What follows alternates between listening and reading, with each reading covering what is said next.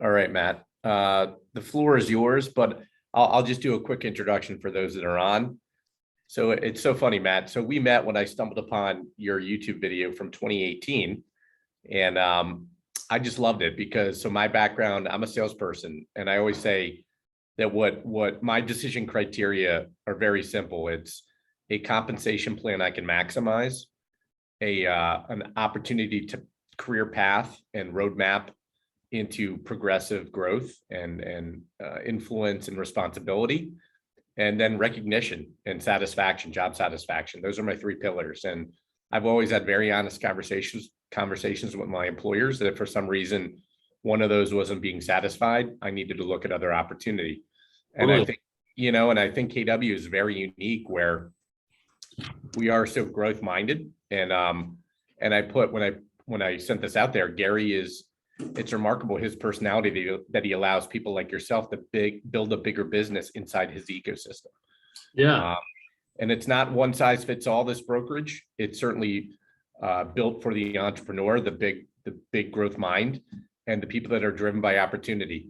So I'll pass the mic to you, but like I said, that YouTube video, and I think if you just open YouTube and you put in the KW value proposition, it'll pop up from 2018.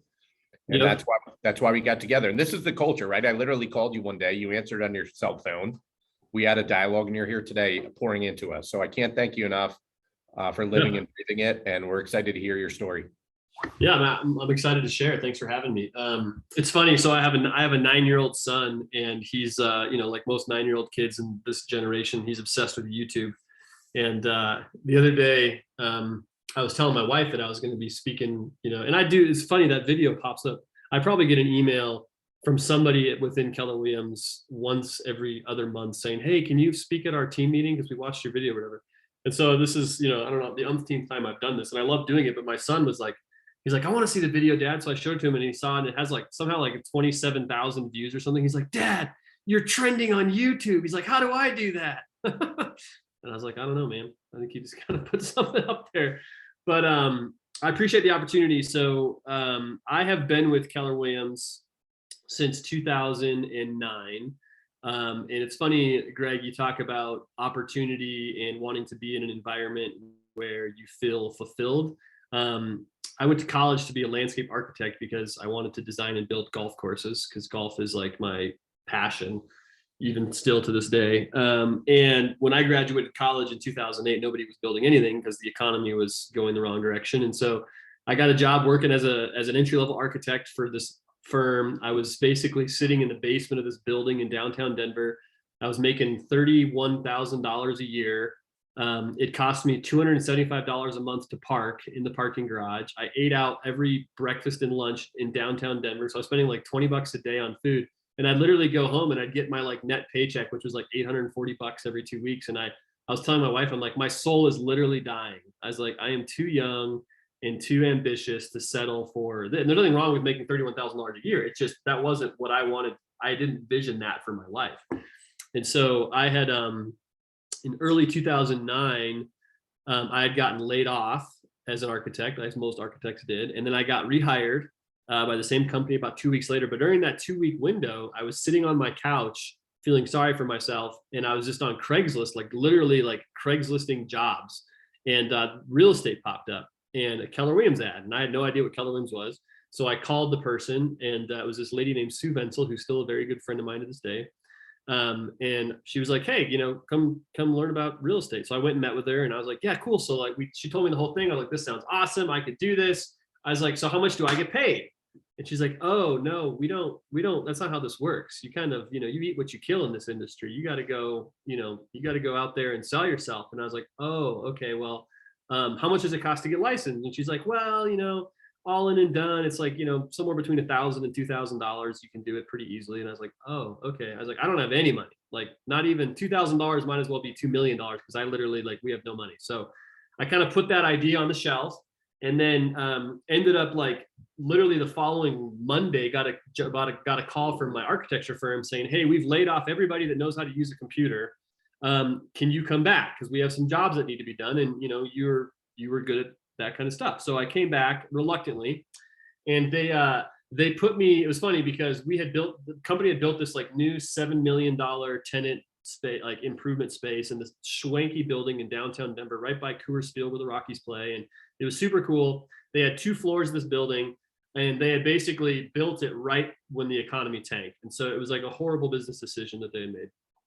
And when I went back 2 weeks later, they had leased out the entire first floor and they had moved everybody to the second floor that was left. And but the way that the building was laid out, you had to enter in off the first floor, and then you'd take a staircase or an elevator to the second floor, but you had to enter our space. So they leased out the entire floor except the lobby.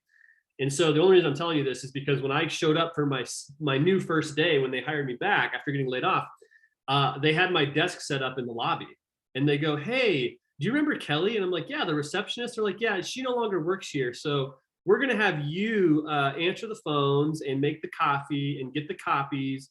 And don't worry, though, we still have your computer set up so you can do all the architecture stuff. But like, here's how you get the mail and all these things." And I'm not above any of that. But I was just kind of like, this is not what I went to college for 5 years for, was to be this position, right? And so what I learned from that experience was I never ever wanted somebody else's business decisions or financial decisions to impact my family's financial well-being.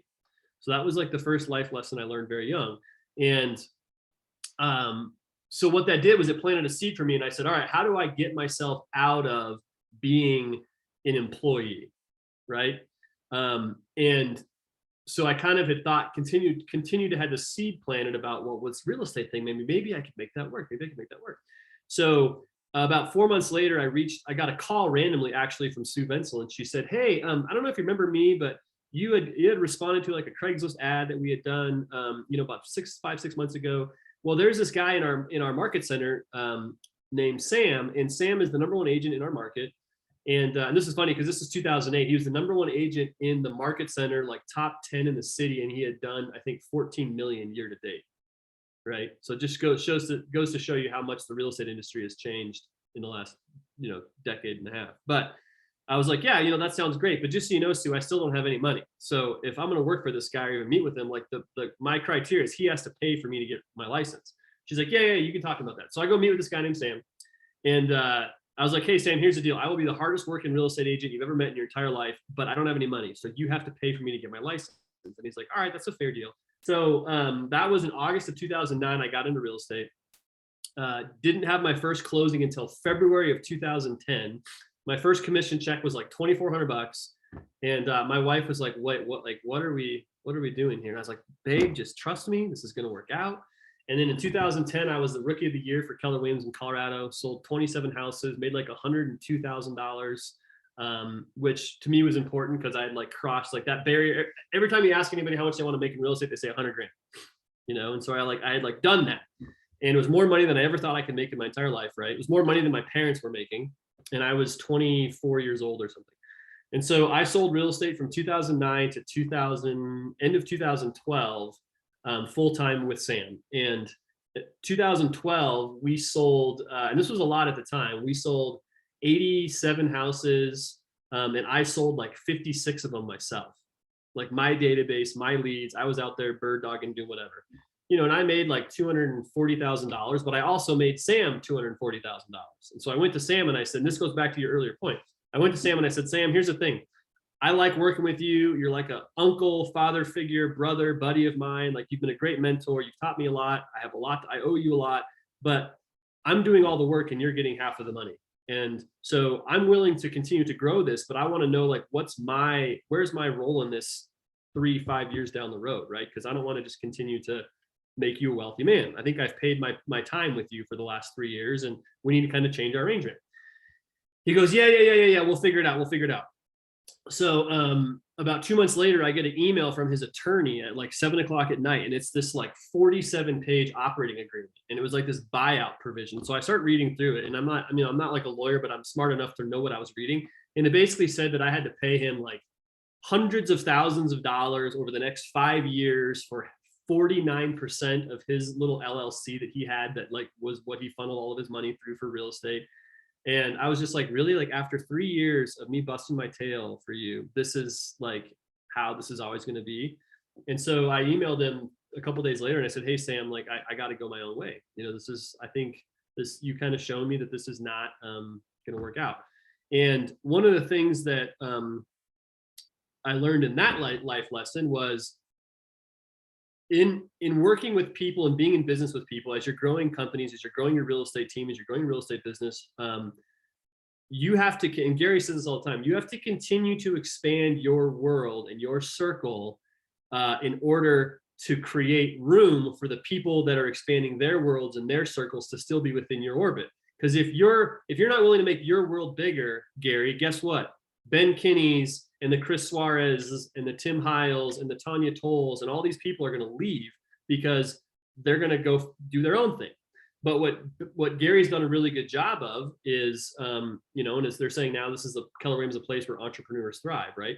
He kind of had the aha moment. Listen, if I can continue to create a network and an infrastructure for people to go create whatever empire it is that they want to create, that's phenomenal. And I just want to be kind of a part of that, right? And so that was a lesson I learned from Sam the hard way, was he wasn't willing to do that. So in any organization that I'm involved in now, that's something that I teach and preach to our leadership team is, listen, guys, we have to continue to grow this together, because I think you're all talented. And at some point, I don't want you to ever say I'm the lid on what you can do, right?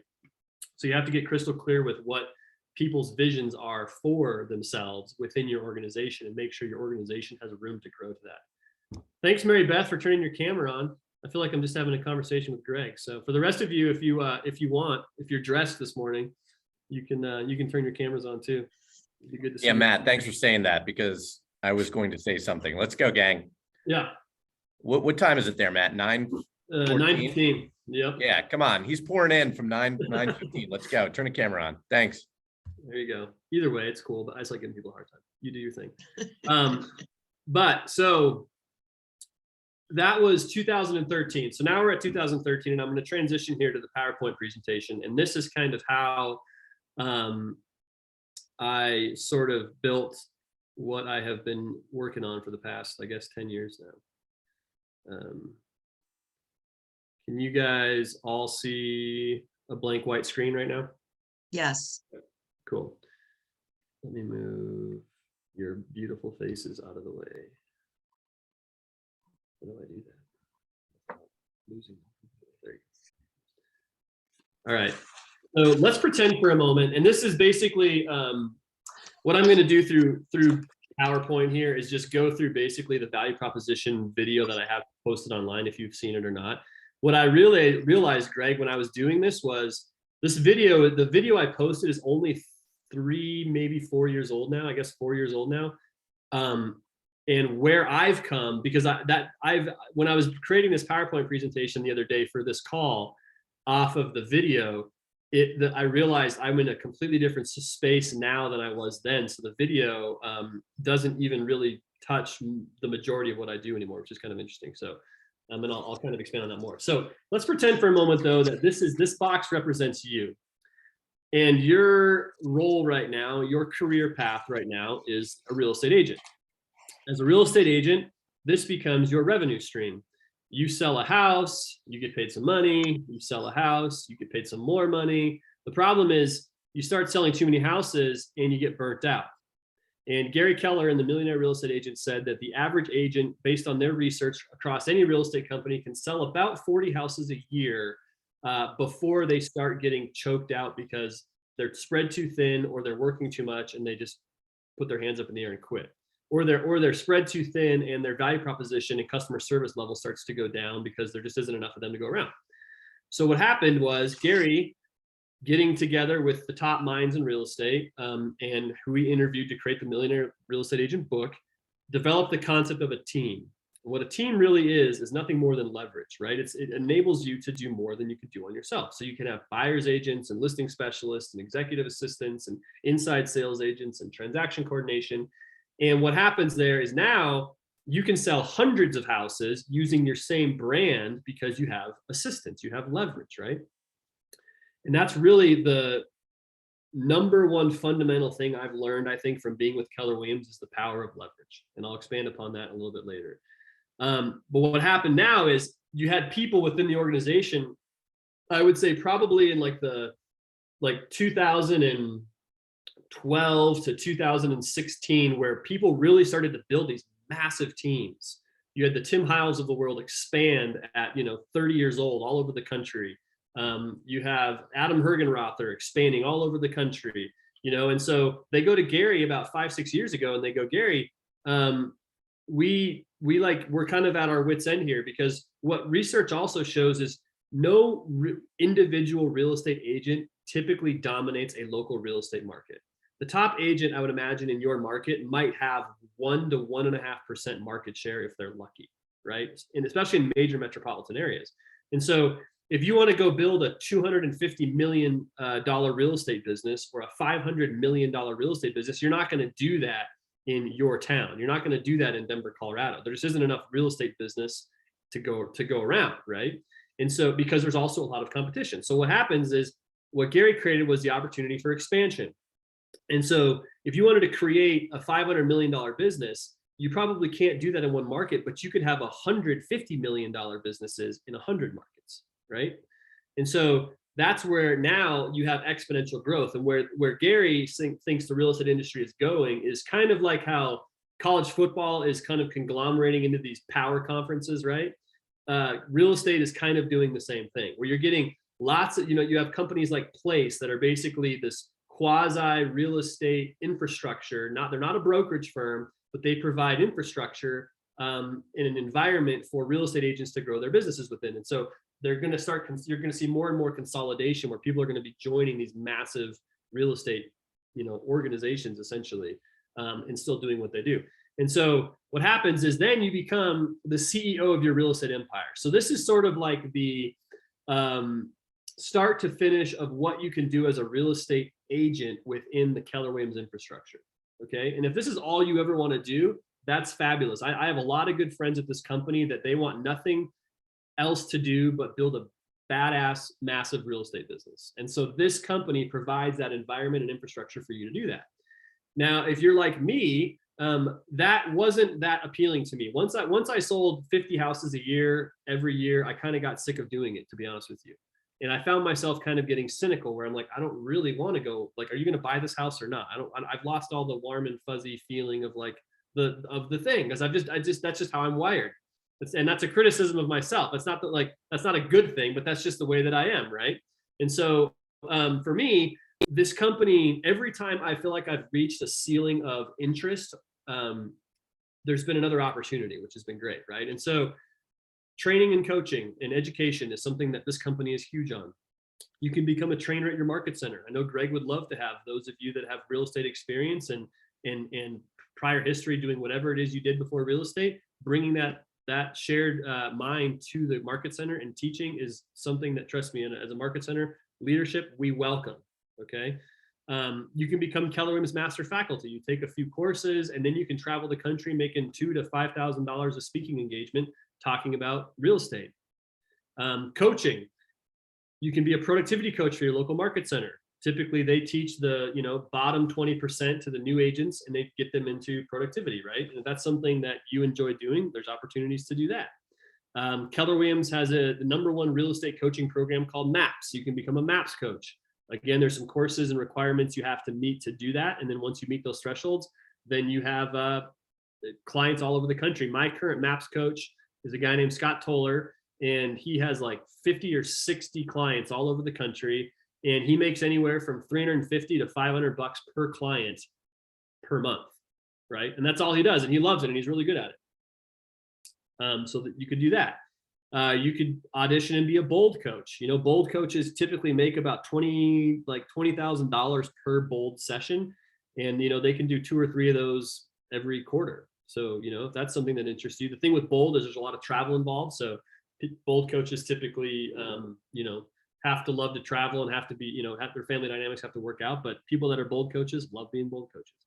You can be an investor in a market center. Right now, I think there's 806 Keller Williams market centers across the country, and you can invest in as many as there's opportunity to do. As much money as you want to invest, you can do that. There's always market center opportunities to invest in. Once you become at least a 20% shareholder of a market center, you can become the operating partner, meaning that's the person who basically sets the vision for the market center. And they set the vision for the local leadership team. Leadership team consists of the team leader, which is sort of the CEO of the market center. You have an assistant team leader. Once your market center is usually about 150 agents or higher, a lot of market centers will hire an assistant team leader. That's kind of like the vice president of the company. Market center administrator, sort of the CFO, COO person who helps you get your commission check, but also sort of runs the whole back of house of the market center. Agent services coordinator, which is sort of transitioned into a tech role at this company. Director of marketing or customer service, director of first impressions, sometimes they're called. That person usually helps with, day-to-day agent issues, answers the phone, sits at the front desk, greets people, et cetera, et cetera, et cetera. And then employing broker, managing broker. I am the employing broker of one of my market centers. I don't recommend that job at all. You mostly just deal with crap all day long, but if you want to do that, you can do it. Once you become the operating partner, your job is to set the vision for this leadership team. The team leader's job is to implement the vision of the operating partner and then implement that vision using the leadership team to do that. You could also work for, in this case, it's the Colorado region, but what region are you guys in? Greater Philadelphia, Greater PA. Yeah, so you've got a region, Greater PA, and the Greater PA region has a regional director, has a regional operations manager. So the regional director would be like the team leader for the region. Regional operations manager would be like the MCA for the region, and then a regional tech trainer. A lot of regions have as well. And that person's sort of like the agent services coordinator for the region. So you could do that. That's more, then now you're sort of starting, now you are an employee of Keller Williams International, and you're definitely getting into the corporate side of the company. You could go work for Keller Williams International if you want to go move to Austin, Texas. That's where they're based out of. I'm sure a lot of you have been there.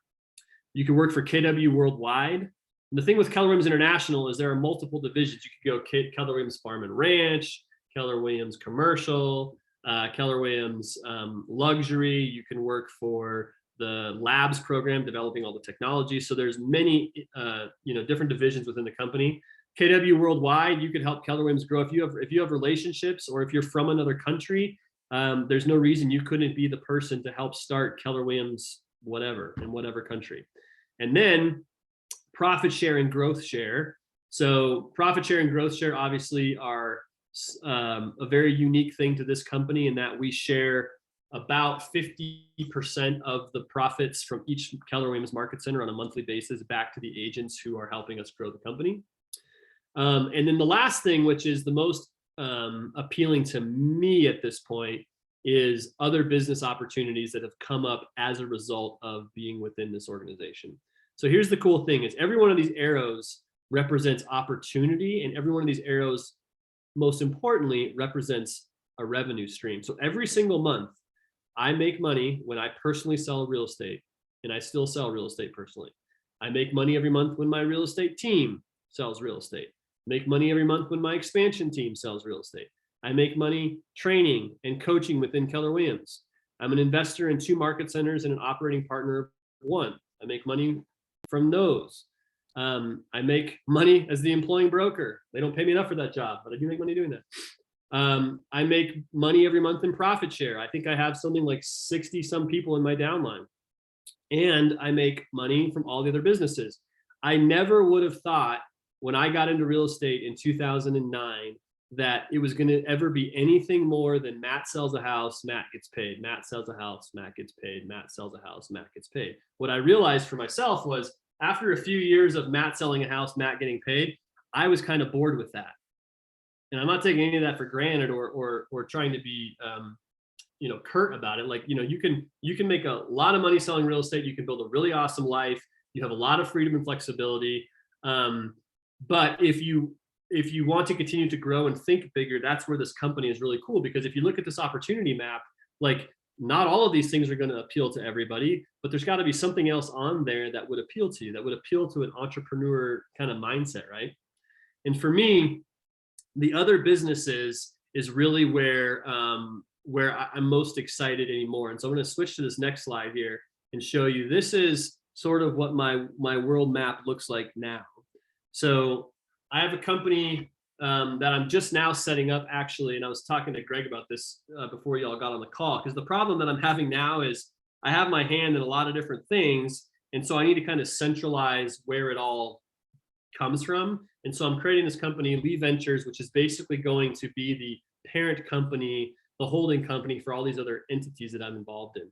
And so I launched Keller Williams Premier in 2017. I got the opportunity to launch a market center from scratch, and that was a crash course in business 101.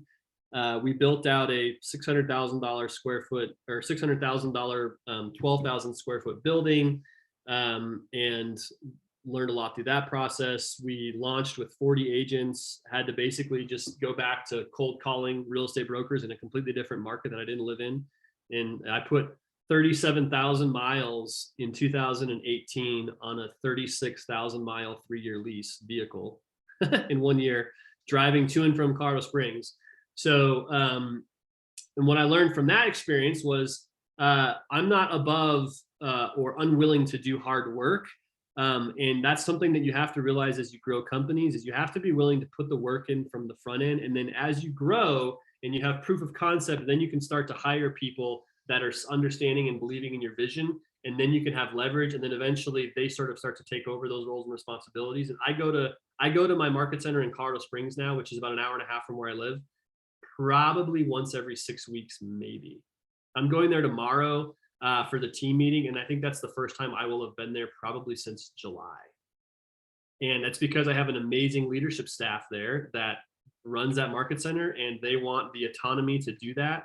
I'm in constant communication with them, but it's their market center. My team leader, Chris, it's his baby. It's his thing, right? I'm just there to sort of provide support and vision in the ways that I can, and allow him to sort of be the face of the company. So I've been a member and an investor at the brokerage firm that I'm at, Keller Williams Realty Success, since 2009. Launched Keller Williams Premier in 2000, about actually a year ago, almost to the day. I launched Principal Title, which is a title insurance company based out of Denver. We've now expanded to Pueblo and Fremont counties and to Grand County. And the goal is to have 50 locations across the US in 5 years.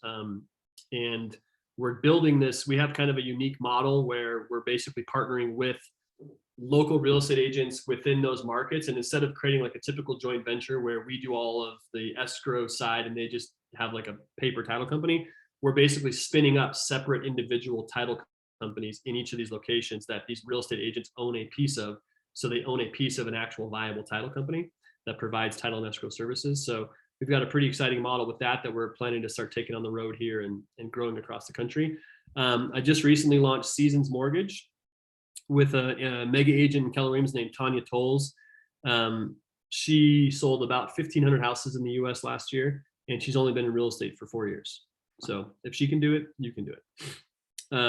She's in all of these different states. And so right now we're licensed in Colorado, Missouri, and Texas. And we're working on these other states by the end of the year.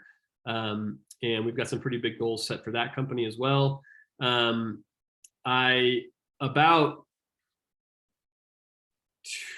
3 years ago, I woke up one day and I got a call from my property manager for a bunch of investment properties that I owned in Denver. And he was like, "Hey, we got some bad news. The tenant was like cooking meth in the bathtub and burned the unit down overnight." And I was like, what am I doing? Like I woke up and just realized I was a slumlord basically. And my wife and I owned 11 properties in the dumpiest parts of the Denver metro area. And they were all cash flowing pretty good. I'd never even been to 2 of them in my entire life. I just bought them sight unseen, and the property manager handed everything. And I was like, I want to just sell all these and let's start buying properties in places we actually want to go. And so that's what we did, is we sold them all. And we took that money and we bought a really awesome house in a area called Granby Ranch, which is a ski resort next to Winter Park. And we Airbnb that property. We go there with friends and family all the time. We love it. We just bought a second property in Scottsdale a couple of weeks ago, because again, going back to my love of golf. And Scottsdale is only about an hour and a half flight from Denver. So, and our goal is to purchase more properties across the country over the next, 5 to 10 years that we just do the same thing with. So my goal for real estate investing now is to purchase properties that I actually want to use. And not just rental properties, because that wasn't really that appealing to me. Rely Home Group is my real estate team. There's 6 of us. We closed 27 million in 2021. I just looked this morning. We're at 22 million year to date. We have an expansion location, which is really just in my Colorado Springs market center. So I have a team in my Denver metro area that we sell here, and then we have an expansion location of agents at my Colorado Springs office, and they sell and close in that market. And then my goal for 2022 was to launch one non-real estate related business. And so I partnered with a gal who owns a coffee shop in this town called Golden, Colorado, which is where I work from all the time. And I just got to know her really well, and she wants to open up a new location. And so I'm going to buy out her partner from the coffee shop she's in now, and we're going to open up a second location in another part of town. And that we're kind of working on that, which is sort of a fun, exciting project for me. I don't expect it to be super, like, I'm not going to retire on the coffee shop, but it's just going to be kind of fun to be a part of it, you know?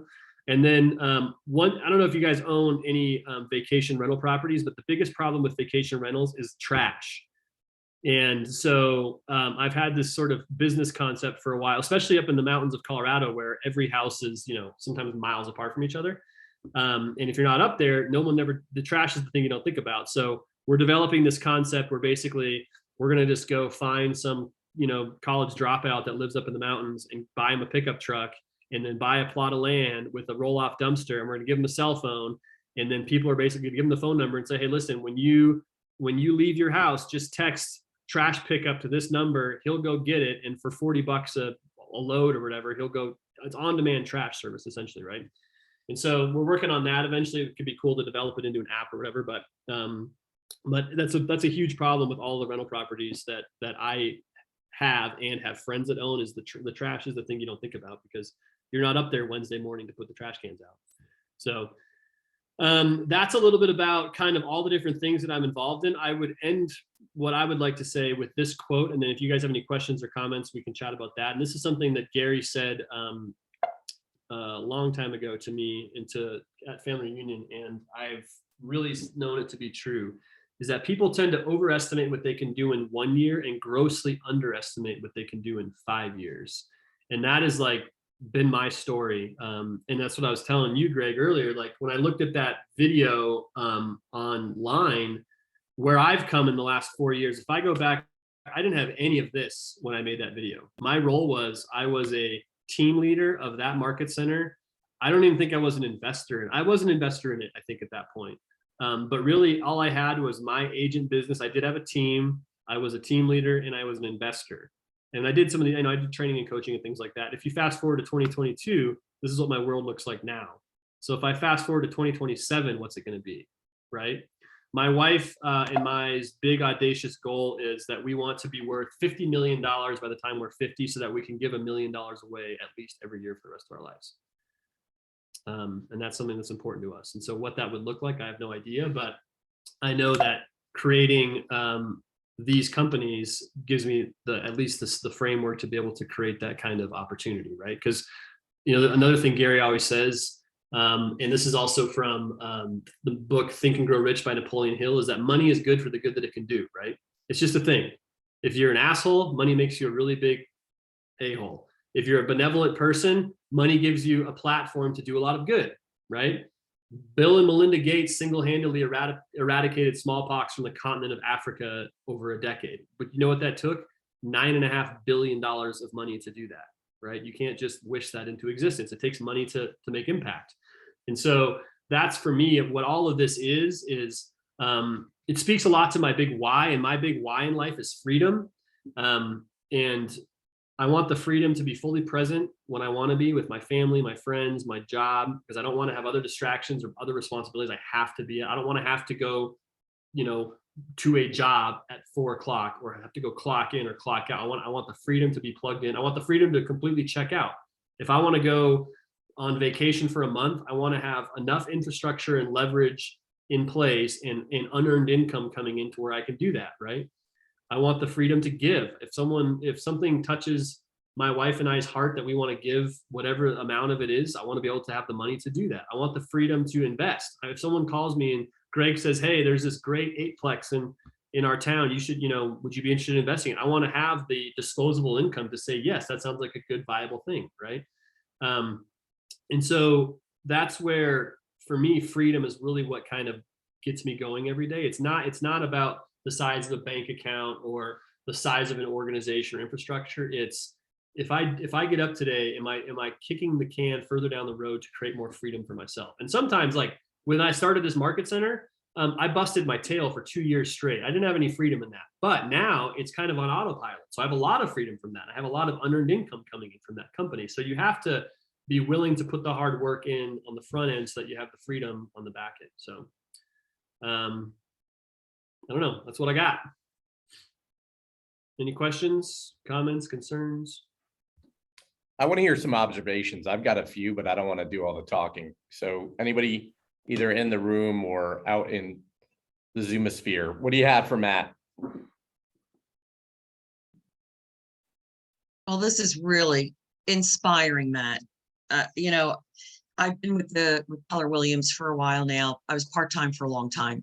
And just to see this all laid out in one place is really great. I did a couple print screens while you were talking, and just to look at the flow charts, just amazing. So congratulations.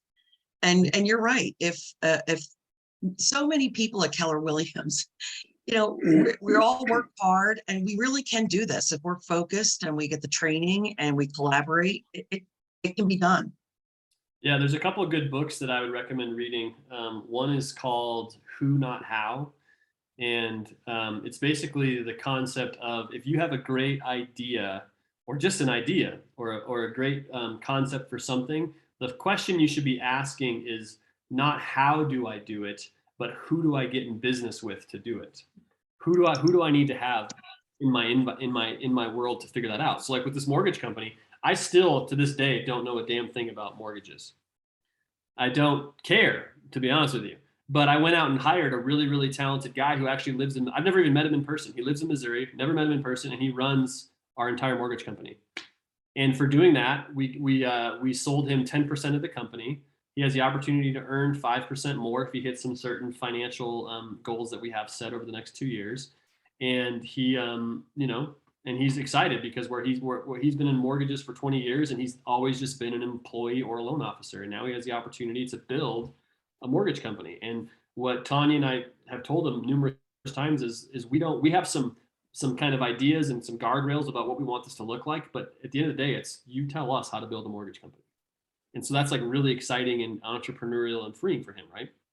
So the other book is The Great Game of Business, which is a little more dense than Who Not How, but it's something that I love. Is once you understand how a business operates, how a business functions, then you can then whether you sell coffee or real estate or cars or medical device equipment or vacuum cleaners, it's just a business, right? And so once you understand the game of business, then you can go create as many games as you want. You can have, if it's like a game of chess, once you understand how to play, you can have 50 chessboards going at the same time, and you're just involved in them at various levels, right? And so that's what's exciting to me is when I look at my sort of spider web of organizations, I hope in 5 years, it doesn't all fit on one PowerPoint page.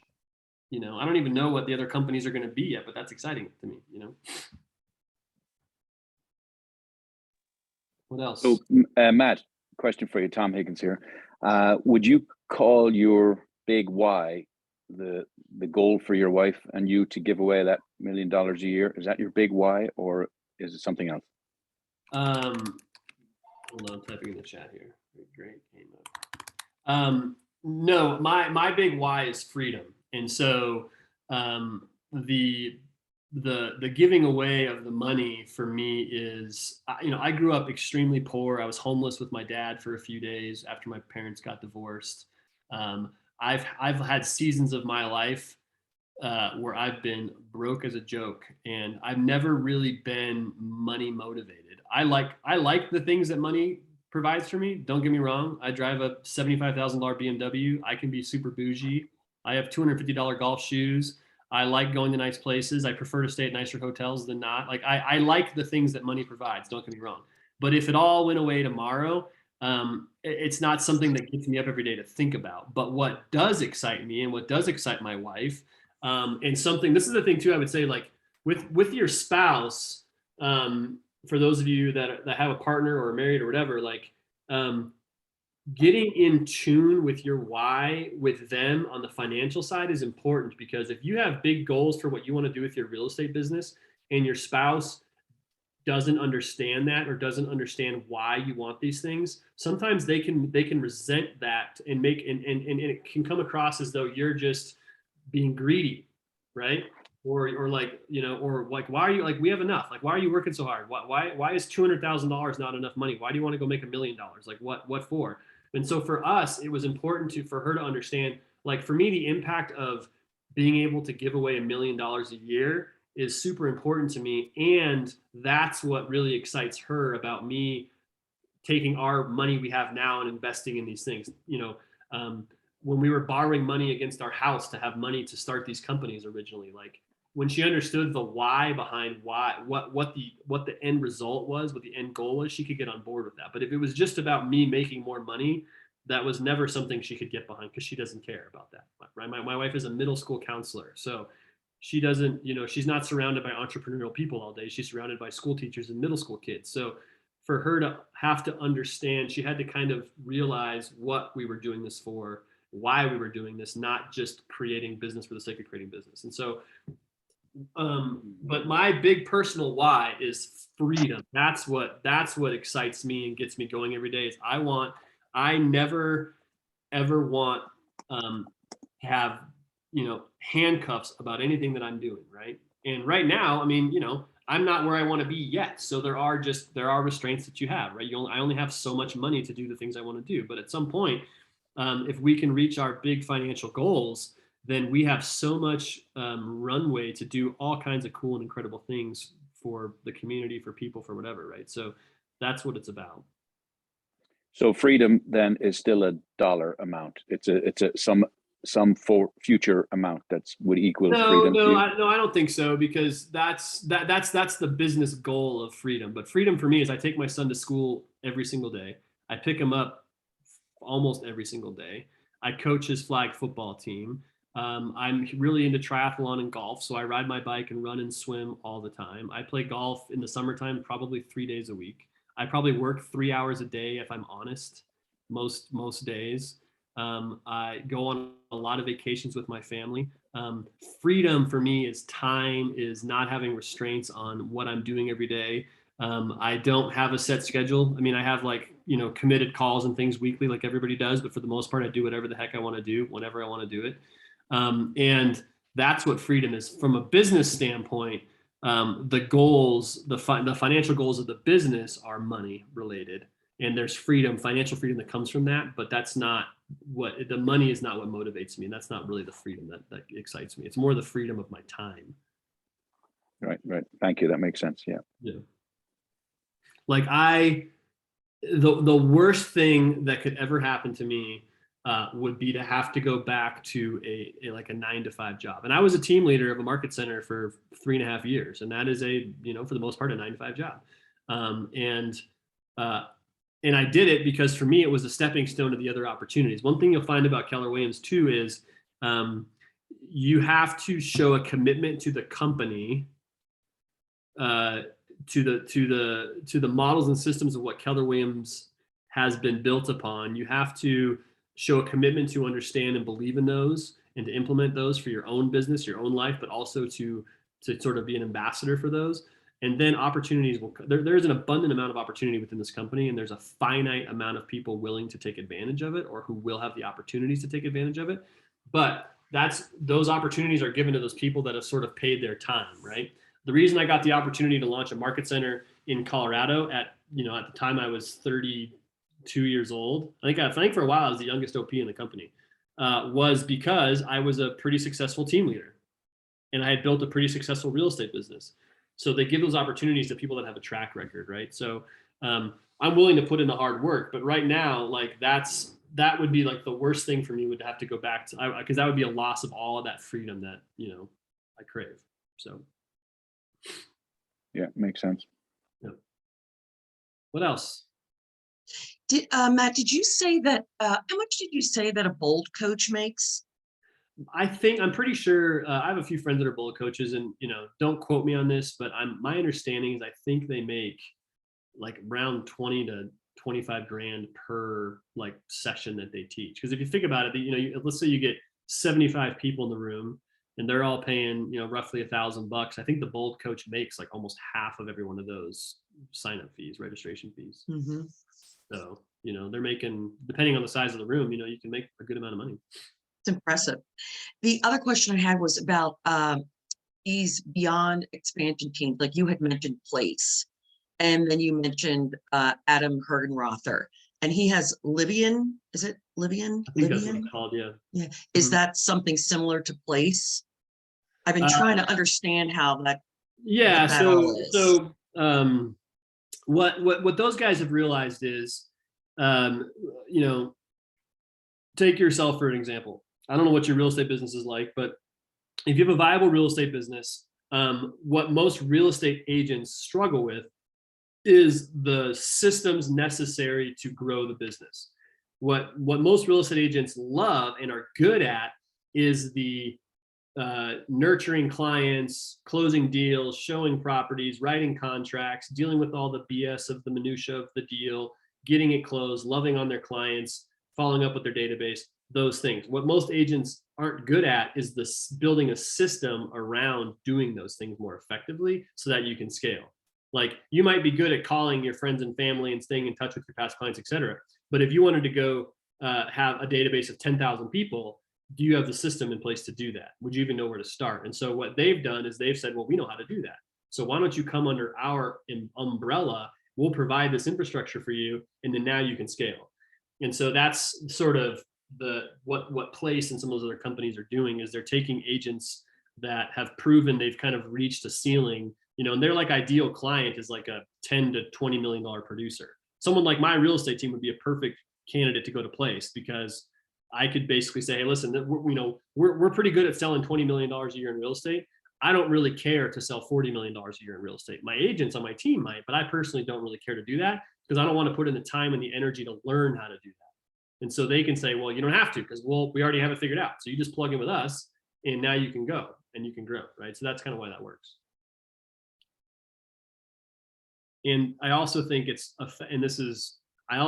effective timing for them to be doing that because that there's sort of a opening in the space in the industry for that person because a market center provides a lot of training and coaching, but market centers don't necessarily have the infrastructure in place yet to provide that platform for them, right? I mean, because these companies are really well backed by a lot of deep pockets, more so than a market center would be, so they can provide a lot more infrastructure than like say the brokerage firm can do. Mm-hmm. Thank you. And that's the thing too. I mean, the market center of the future is similar to that. As we're growing, we're to continue to develop, creating more of this sort of what we would call dependent model, where we can provide agents with leads, we can provide agents with effective marketing platforms and marketing people to actually do marketing for you and all those kinds of things, right? So that's kind of what Keller Williams is evolving into as well. Anything else? Greg, what'd you have? Hey, Matt, so on your comment around abundance and finite, if you had to guesstimate on your first slide, the agent what you called in your video from 18, the hamster wheel of selling real estate day in and day out. Yeah. So if you had to guesstimate, how many realtors are simply in that quadrant? And then of those that aren't, what percentage of those are at KW?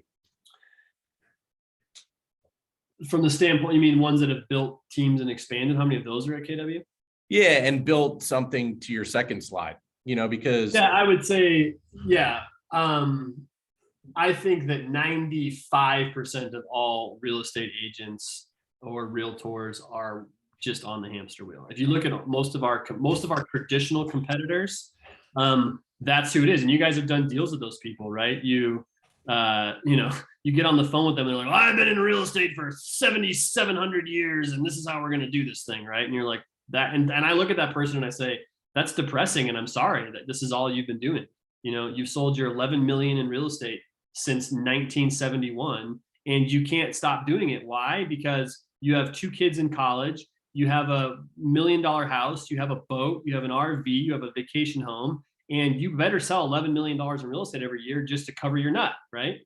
And because nobody ever taught them how to create a business or how to create unearned income, right? Or how to leverage themselves out of these activities. And that's one of the cool things about KW was I learned very quickly, oh, if there's something that I don't want to do, or if I'm not good at, if I can provide a way to bring that person into my organization that can do those things better, then I'm actually going to do better and make more money, right? And so the leverage, I would say leverage is my number one skill set. I am very good at creating opportunities for people to do things that I either don't know how to do or don't want to do, and I'm good at making it a win for them.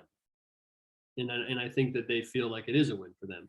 And of the number of people, to answer your second question, that are within our company that have done that, you know, it's I don't know, because we're just now at the beginning of starting to kind of bring the entrepreneurial side of the agent out into the forefront. I know a lot of my colleagues have a lot of ancillary businesses that you would never know, and a lot of them make more money doing those ancillary businesses than they do selling real estate. So it'll be interesting to see. I think that our company is one of the only ones that sort of promotes that mentality, for sure. I mean, even if you look at some of our newer competitors, they are still focused on, you know, team and expansion only, kind of, you know. And so they're kind of like a little where they're kind of like where we were 5 or 6 years ago, right? And so I don't know, it'll be interesting to see. Yeah, that was my loaded team leader question for growth, right? So Yeah. all the other models are sort of in that day in, day out, where because you said something else that was really important to me. We talk about hitting a ceiling a lot or a lid, but a lot of times it's around your potential. You know, you've hit a ceiling of potential and you need to look at other opportunities or evaluate options. You talked about hitting a ceiling of interest. So that tells me that KW, again, not just throwing the Kool-Aid out, but I mean, let's be real. It's not about hitting a ceiling of potential. You hit a ceiling of interest, you can go in a multitude of other directions still within KW. So and that's the moral of the story, right? Yeah, and I would show you. So if I go back to this PowerPoint presentation here, where to go? I'll pull it back up. What the thing about it is, here, let me just do. Now you probably see my screen, my like whatever you see. Yep. Back in the PowerPoint presentation. So if I bring this back up, what the biggest thing too that I learned from this is you should not ever stop doing something when you're starting something else. Now, for a long time, I was an OP of my Colorado Springs office for about 1.5 years while I was still a team leader. Okay, and at some point you're going to have to give things up because you've started to add other things because you just can't or don't want to do everything. But when I started getting into leadership at Keller Williams, I didn't stop selling real estate. Okay, it looked a little bit differently. I had to get a buyer's agent and an executive assistant and a transaction coordinator in place because I wasn't doing my team leader job if I was out on listing appointments all day long, right? So I had to do listing appointments on the weekends and in the evenings, and I had to have showing assistants and buyer's agents showing property for me during the day. And the clients could care less because as long as they're getting into the houses they want to get into, they don't care if it's me showing them the house, right? And so I learned quickly, like if I'm going to continue, and that's how you build passive income, is you start to you continue to maximize your job income. This is something that's important to understand, is while you're building other businesses or other revenue streams, maximize your income job earning potential during your income job earning years. Okay, keep the pedal to the metal from 20 to 60 as much as you can, doing something that you're really good at to the extent that you want to. While you're doing that, start to fill in these other things so that when you turn the age that you want to turn, when you don't want to continue to work a job anymore, And let's be honest, being a real estate agent, that's your job, right? It's a career path and you own a business, but that is also what you should be getting up every single day. And that should be that's your job, right? So for me, that's still being a real estate agent is still one of the highest income earning businesses that I have, right? And so I still pour a lot of energy and time into doing that. Running a market center is still one of the highest income producing jobs that I have. So I still pour a lot of time and energy into making sure that my market center is doing what it needs to do. I still recruit agents, right? But I stopped teaching as much at the market center because I couldn't be there every day. I'm not a productivity coach at the market center anymore because I couldn't be there every day. And so those things transitioned more into diverting my energy to these other companies, right? And so, but I'm still involved in all of those things. And so that's really where the wealth creation starts to happen, is you have a lot of different irons, a lot of different green arrows in the fire, right? And so they don't all have to hit every single month. And that's kind of the thing is, I think a lot of people, they tend to think, well, if I start doing this, I have to stop doing that. No, I think when you start doing this, that looks differently, but you should find a way to keep doing that if you can. Does that make sense? Yep. And the other thing I heard you say multiple times was what I learned from that experience. You know, Yeah. constantly learning, adapting, evolving, applying. Totally. And I think I was fortunate to learn at a young age, I mean, you know, at 22 years old, that I didn't want to be an employee my entire life, right? And part of it was because I got laid off and I was freaking out. I mean, my wife and I literally, it was funny. We had both driven these crappy cars we got, and my wife was still driving the car she got when she was in high school when we were newly married. I was driving the second car I got when I was in college because my first crappy car died when I was in college. So I got a second crappy car. And so we were both driving these crappy cars.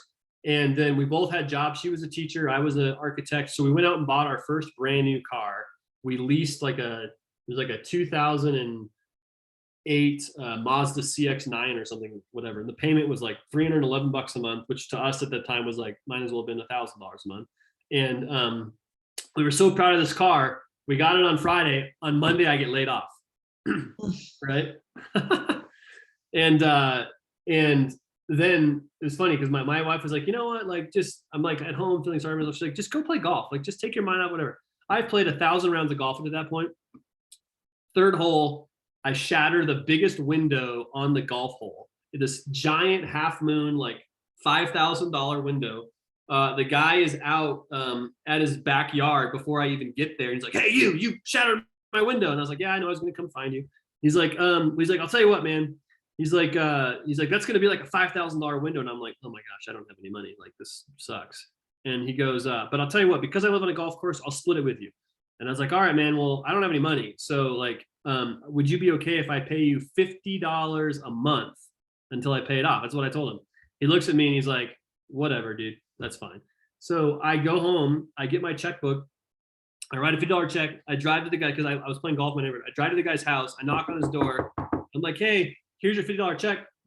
He looks at me and he goes, dude, just keep your money. I'll file an insurance claim. He's like, you're so pathetic. And then that afternoon, we were driving to go visit my parents and I got a speeding ticket. So everything happens in threes, right? Like that was like a 24-hour window where I got laid off, shattered a window for the one and only time in my entire life playing golf, and I got a speeding ticket. So, but yeah, I learned that like I didn't want to be, that feeling I never wanted to have again. Like, I mean, if I'm going to fail, it's going to be because of me, not because of somebody else's financial decisions. And I also know that I'll do whatever I have to do. Like if I got to go get a job at Starbucks or Home Depot or whatever to make ends meet for my family while I'm doing these other things I want to do, I'll do that. Like I'll do whatever it takes, you know? And you had to take a drop. Yeah, that's true. I probably just re-teed and gave myself a mulligan, but yeah. Well, I've taken an hour of your time. Is there any other questions or comments you guys have? All right. Thank you so much for your time and all this great information and knowledge today. Always inspirational. You're welcome. I'll put my email address in the chat. If you guys have any further questions, you can, reach out to me, find me on Facebook or whatever, and we can go from there. Thanks, Greg, for the opportunity. I really appreciate it. Yeah, man, we're going to keep an eye on you in 2027, see what you're up to. All right. Sounds good. Well, thank you, Likewise. buddy. Matt. All right, Take guys. care. See ya. Bye. Bye now. Bye-bye.